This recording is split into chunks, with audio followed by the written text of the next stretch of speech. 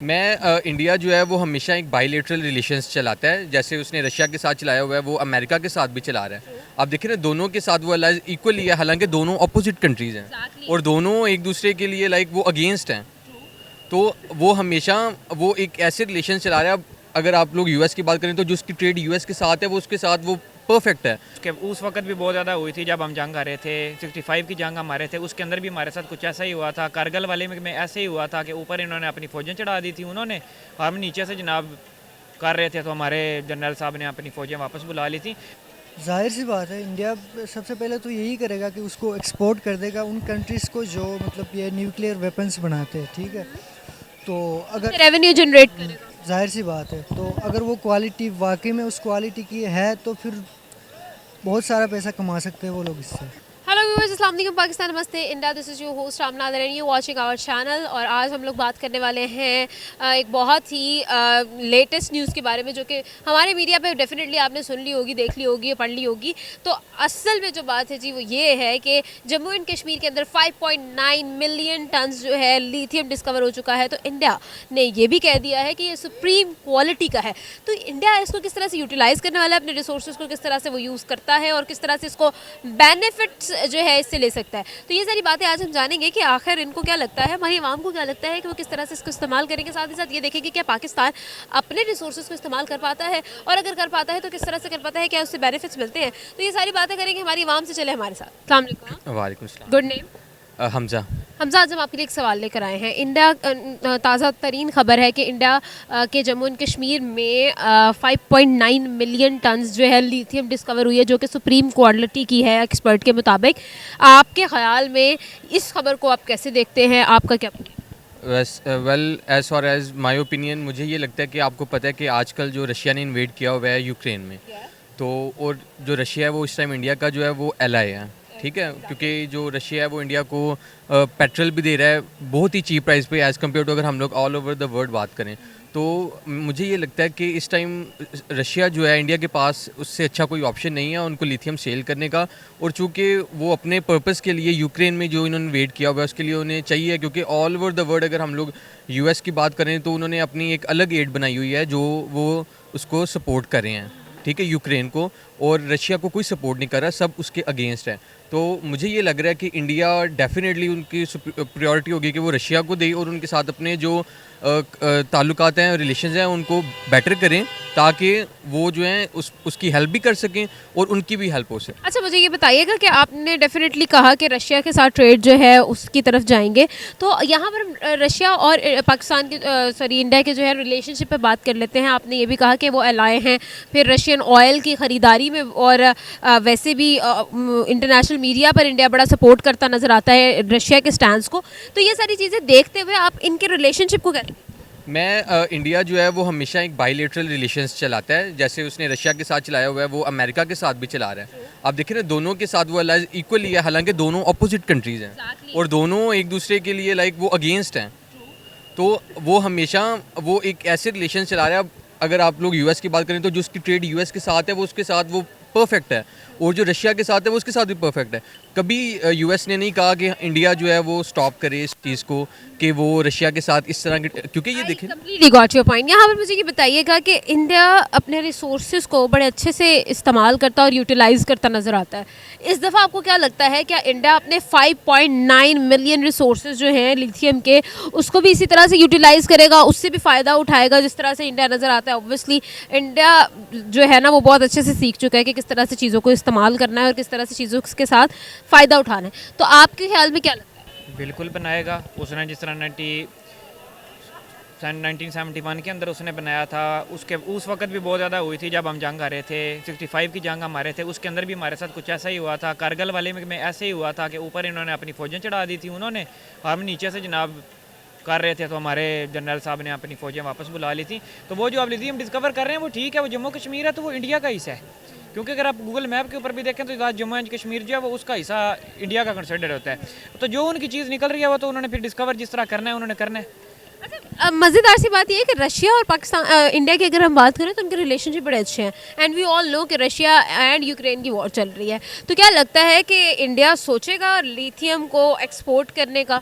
बिल्कुल वो सोचेगा, क्योंकि पहले जब तक इमरान खान साहब इधर रहे थे, इधर के हमारे वो पीएम थे, तो इस तरह हुआ था कि हमारा रशिया के साथ बहुत अच्छा कांटेक्ट हो गया था, हमारे पास गैस आ जानी थी, हमारे पास फ्यूल सस्ता आ जाना था। लेकिन वो जब हुकूमत उनकी गई तो सारा हमारे साथ रशिया धर्म भर में सारा निज़ाम हो गया, उसकी जगह ले गया इंडिया के पहले भी रिलेशन बहुत अच्छे, मोदी जी के रिलेशन बहुत ज़्यादा अच्छे थे पहले भी रशिया के साथ। लेकिन अब इंडिया के पास इतना ज़्यादा कुछ है, लेके अमेरिका भी रशिया भी सारे, अब जो इनके वो लिथियम होगा, मे भी वो अमेरिका भी इनसे कहे इंपोर्ट करवा ले कि यार इनके पास निकला है, क्योंकि वो जगह उनकी है। उधर से अगर निकलता है तो बेनिफिट है इंडिया का। जाहिर सी बात है, इंडिया सबसे पहले तो यही करेगा कि उसको एक्सपोर्ट कर देगा उन कंट्रीज़ को जो मतलब ये न्यूक्लियर वेपन्स बनाते हैं, ठीक है।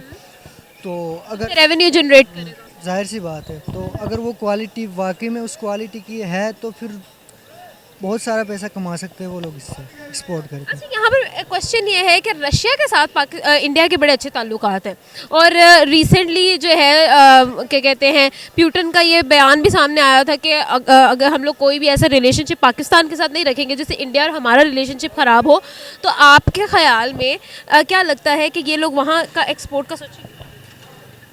रशिया को एक्सपोर्ट कर सकते हैं, हाँ।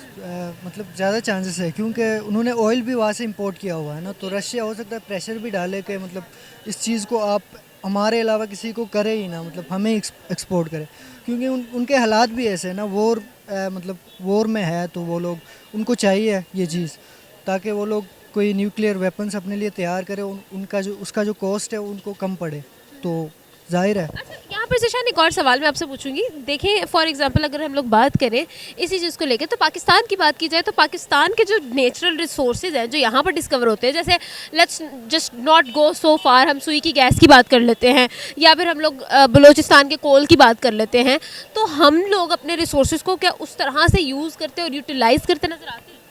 नहीं, हमारे पास ना उस तरह की मशीनरी है कि उसको प्योरीफाई किया जाए, मतलब इकोनॉमिकल वे में, मतलब हमारे पास इतना पैसा नहीं है।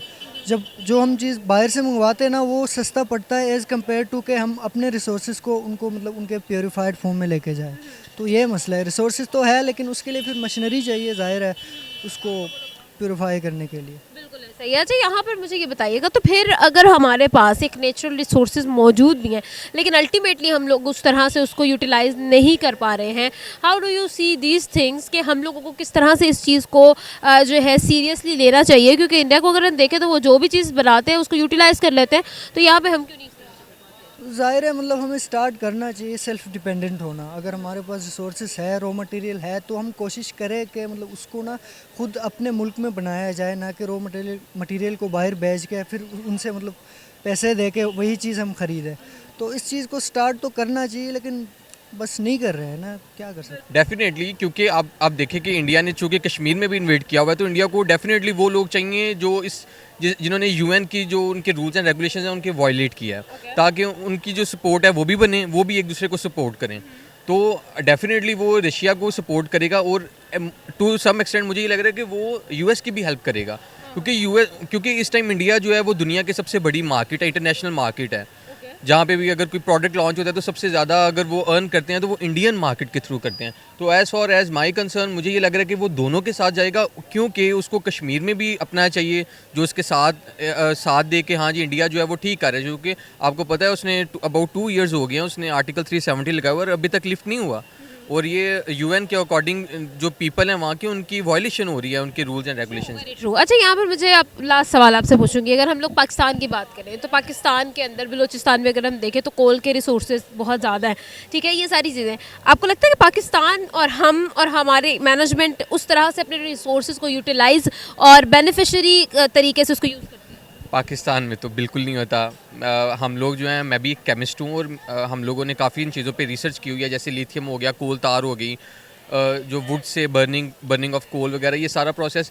असल में हमारा सबसे जो मेजर ड्रॉबैक है, हमारे जो हेड्स हैं वो इस चीज़ को, अब PIA जो है आपको, जैसे आपने मुफ्ता इस्माइल का आपने एक बयान सुना होगा कि अगर कोई PIA मुफ्त में भी लेना चाह रहे हैं ना तो उसका 479 बिलियन उसका लोन है जो उसने पे करना है। तो मुफ्त में भी वो महंगा है। तो हमारी जो चीज़ प्रॉफिटेबल है, अब के इलेक्ट्रिक ने 2 दिन पहले बयान दिया कि हम लोग 2030 तक हम लोग इतनी इन्वेस्टमेंट करेंगे डिफरेंट डिपार्टमेंट्स में।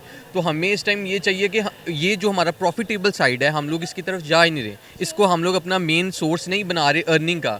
और अगर आपको ये पता है कि चूँकि इलेक्ट्रिसिटी शॉर्टेज हर चीज़ हम लोग इसको ईजिली ओवरकम कर सकते हैं। आप तो ये देखिए हम लोगों ने जो सुई के मुकाम पे जो इंटरनेट जो गैस हमने वो की थी वो भी आज तक हमें नहीं पूरी मिल रही। Exactly that is the point कि हम लोगों के पास जितने भी रिसोर्सेज हैं हम लोग उस तरह यूटिलाइज नहीं कर रहे। पाकिस्तान के बारे में कहेंगे क्या कि कब हम लोग जो है अपने रिसोर्सेज का इस्तेमाल करके हम लोग जो है रेवेन्यू जनरेट करना शुरू कर देंगे, कब जो है हमें अक्ल आएगी? इन शॉर्ट हमें वैसे I don't want to be on a political side, but हमें अक्ल तब भी आएगी जब हम लोग इंडिपेंडेंट होंगे। जब तक हमारी कोई स्ट्रॉन्ग गवर्नमेंट नहीं बनी जो अपने डिसीजंस खुद नहीं कर सकती, ठीक जब तक हम अपनी सॉवरेनिटी जो है उसको यकीनी नहीं बना लेंगे, उसको जो है हम लोग प्रायोरिटाइज नहीं करेंगे। देखिए the government is a supreme power, but now days there is no government in Pakistan. उसी वजह से हम लोग डे बाय डे हमारा डाउनफॉल जा रहा है। तो अनटिल अनलेस हमें चाहिए कि चाहे कोई भी गवर्नमेंट है, I am not supporting any political party, कोई भी गवर्नमेंट बने वो स्ट्रांग बने ताकि एटलीस्ट वो जो स्टेप ले वो उस पर एक्ट करे, वो उस पर स्टैंड रहे। ये तो नहीं होना चाहिए ना कि कोई गवर्नमेंट ने एक कोई एक्ट शुरू किया, कोई प्लान शुरू किया और दूसरी गवर्नमेंट आगे कह रही है ख़त्म करो हमारा प्लान, दोबारा से शुरू करो। इस तरह हम रिसोर्सेज का गलत इस्तेमाल कर रहे हैं। एग्जैक्टली, बिल्कुल ठीक है, बहुत शुक्रिया, thank you so very much. जी भी उस लोगों से की बात जाना, उनका ओपिनियन आप तक शेयर भी किया। उम्मीद करती हूँ आज की वीडियो आपको बहुत पसंद आई होगी। आप नादर को दे इजाज़त, देखते रहे हमारा यूट्यूब चैनल। आपसे मिलेंगे कल की वीडियो में।